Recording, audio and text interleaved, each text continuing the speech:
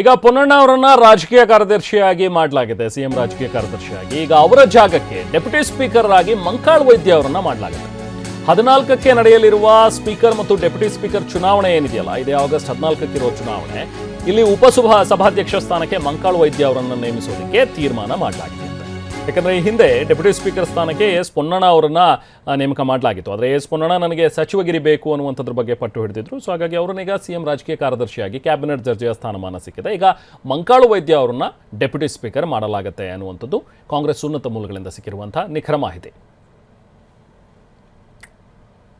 ಈಗ ಪೊನ್ನಣ್ಣ ಅವರನ್ನ ರಾಜಕೀಯ ಕಾರ್ಯದರ್ಶಿಯಾಗಿ ಮಾಡಲಾಗಿದೆ, ಸಿಎಂ ರಾಜಕೀಯ ಕಾರ್ಯದರ್ಶಿಯಾಗಿ. ಈಗ ಅವರ ಜಾಗಕ್ಕೆ ಡೆಪ್ಯೂಟಿ ಸ್ಪೀಕರ್ ಆಗಿ ಮಂಕಾಳ್ ವೈದ್ಯ ಅವರನ್ನ ಮಾಡಲಾಗಿದೆ.